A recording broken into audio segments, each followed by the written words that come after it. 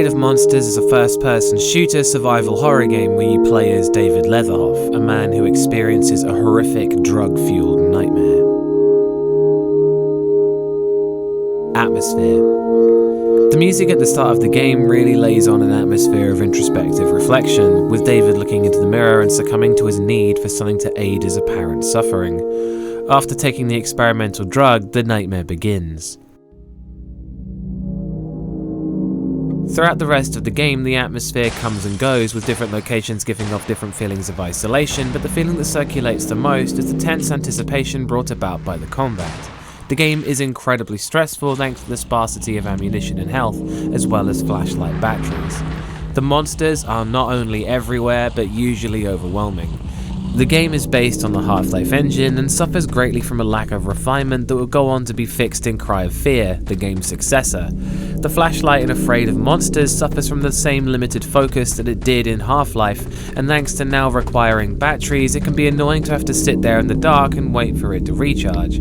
However, there's a lot of suspense since you now can't see what else lurks in the dark with you. For a lot of the game, the atmosphere takes a back seat as combat takes over, but thanks to Unforgiving and how sudden the combat is, the stress, tension and suspense that's generated along with it keeps the game going. That's one Harry Mason.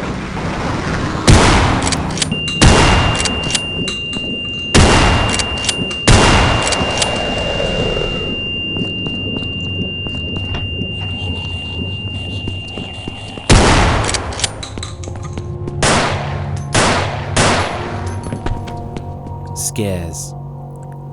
The majority of the scares comes from the combat. A lot of enemies have similar move patterns to those of Half-Life, but many move much faster, and thanks to the way the flashlight works, a lot of them can sneak up on you in the darkness and attack you out of nowhere.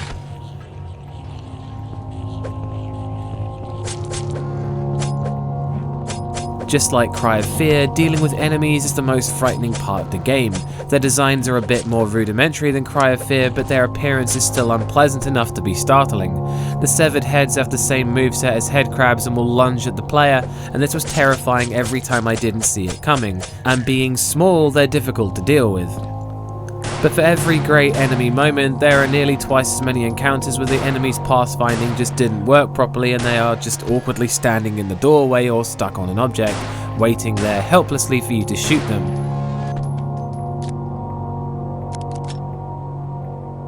The game also throws in too many enemies in some sections to the point where it's just a chore to deal with them all rather than being panic-inducing. Whilst the stress level never really decreases as the game goes on, dealing with constant enemy attacks wears thin by the end, mostly because some of the late game enemies are just not fun to deal with at all, with some dealing lots of damage and health items being scarce.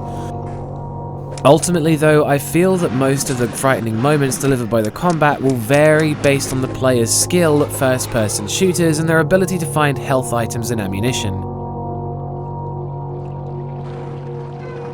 The game also uses some jump scares and bizarre events that often pop up out of nowhere.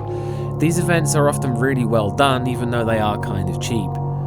Afraid of Monsters is very rough, and sometimes the Half-Life engine holds it back, but underneath is a frightening experience. That's 2 Harry Masons.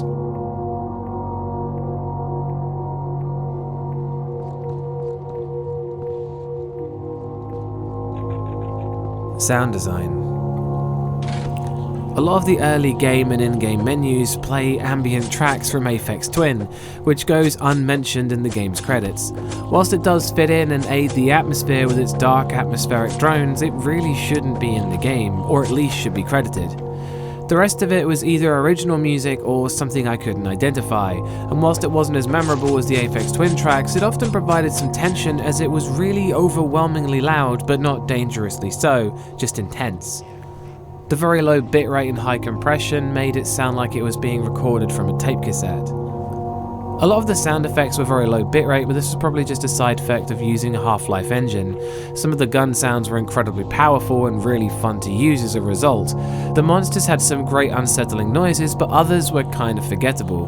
There wasn't any voice acting from what I remember either. The game is kind of hampered again by the Half-Life engine and its limitations in the sound design department. The developers have tried with the sound effects and they fit quite well with the visuals, but only the music in the game really stands out, which is probably used unlawfully. That's still 2 Harry Masons.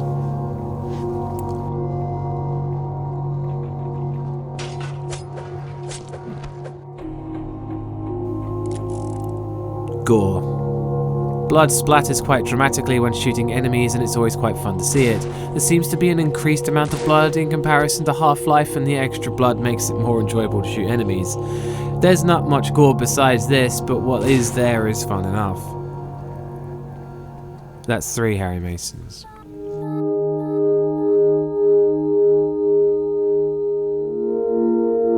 Story.